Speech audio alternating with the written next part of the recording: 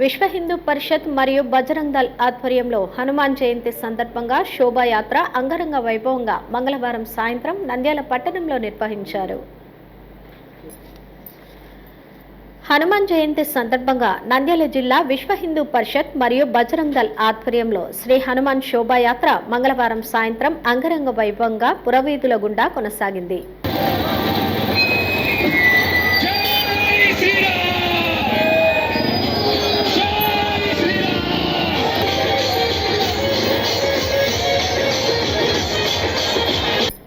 స్థానిక techie market యార్డ్లో ఏర్పాటు చేసిన కార్యక్రమంలో హనుమాన్ విగ్రహానికి ప్రత్యేక పూజలు నిర్వహించారు.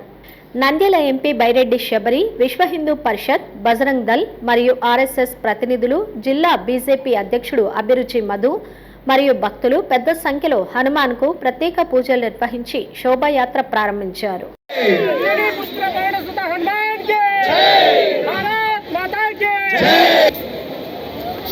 పూజా కార్యక్రమం ముగిసింది.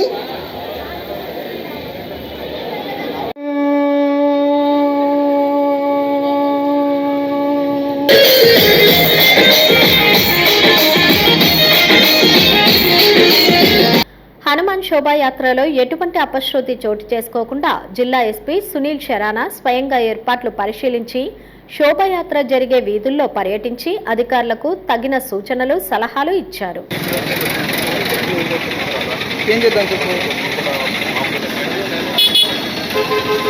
స్థానిక టెక్కే మార్కెట్ యార్డు నుంచి ప్రారంభమైన హనుమాన్ శోభాయాత్ర శ్రీనివాస సెంటర్, వివేకానంద సర్కిల్, బైర్మల్ వీధి గుండా ఆంజనేయ స్వామి గుడి వద్దకు చేరుకుంది. శోభాయాత్రలో హనుమాన్ విగ్రహం ఆకర్షణీయంగా మారింది.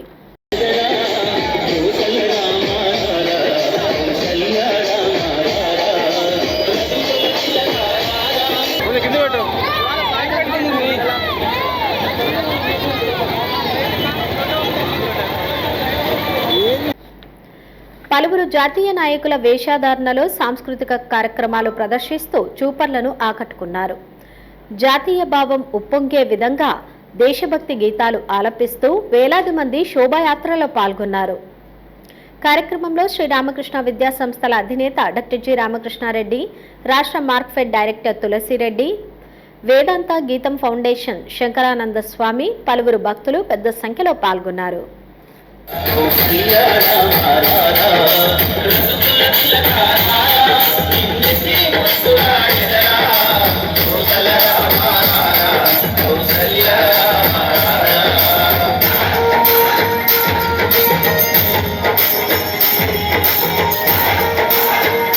మన తాతలు, ముత్తాతలు, పూర్వీకులు ఈ ధర్మం కోసం, ఈ జాతి కోసం, ఈ దేశం కోసం, ఈ ధర్మ ధ్వజం కోసం వారు చేసినటువంటి ప్రాణార్పణ వాటిని గుర్తు పెట్టుకోవాలా లేదా? ఖచ్చితంగా వారి యొక్క త్యాగాన్ని గుర్తు పెట్టుకోవాలా. మనకు ధర్మధ్వజం గుర్తు చేస్తుంది. ధర్మధ్వజం మన సనాతన వైదిక హిందూ సంస్కృతిని, లక్షల వేల సంవత్సరాల మన సంస్కృతిని గుర్తు చేస్తుంది. మన పూర్వీకుల త్యాగాలను గుర్తు చేస్తుంది. భవ్యమైనటువంటి మన భరతమాతను విశ్వగురు స్థానంలో మళ్ళీ మనందరం కలిసి నిలబెట్టాలి అన్నటువంటి సంకల్పాన్ని గుర్తు చేస్తుంది ధర్మధ్వజం.